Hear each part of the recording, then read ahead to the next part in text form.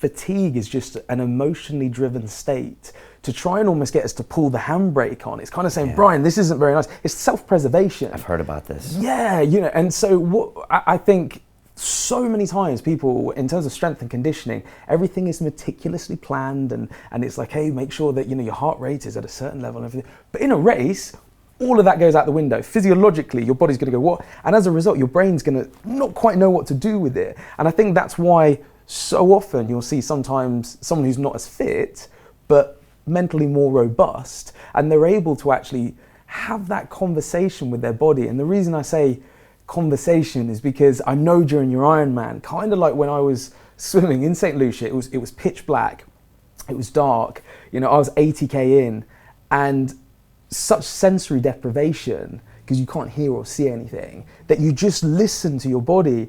And my body was like, oh Ross, this is horrible, stop. And it was kind of like, are you really struggling, or can we do another K? Be honest. I'm sort of chatting to my body going, be honest. Yeah. And it's like, no, I think we're okay. And it's like, okay, then just stay with me and let's keep going. And that's almost what you have to do. And that's what you'll see. Certainly, again, at Kona, if you make it to Kona, you are an unbelievable, athlete. But you see people on the side of the road, pacing strategies, or they've just gone, no, do you know what? I don't want any of this. Yeah. And that's what's going to be amazing. Certainly seeing how you've trained for this.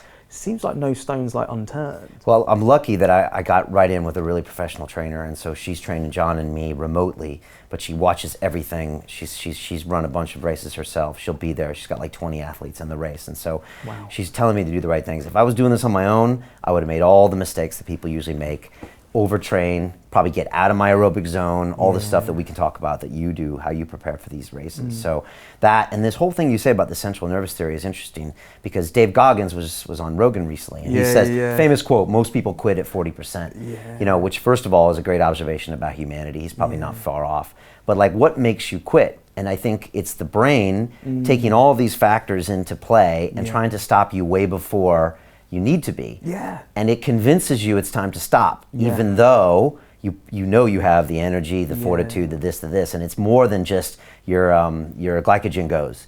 It's actually this whole game you're playing with your brain. Right? It's exactly that. And it's there. It's a primitive mechanism. We have to have it because otherwise you'll run yourself into the ground. You will actually run until your heart explodes. So it is there to just sort of say, hey, just pull the handbrake on, that physiological handbrake. Self-preservation. Your body likes homeostasis. It likes this habitual level where everything's okay. And all of a sudden, approaching your 47th birthday, you're going to say, let's do an Ironman. And your body's going to go, hey, Brian, we were comfortable at our new office. Like, what are you doing?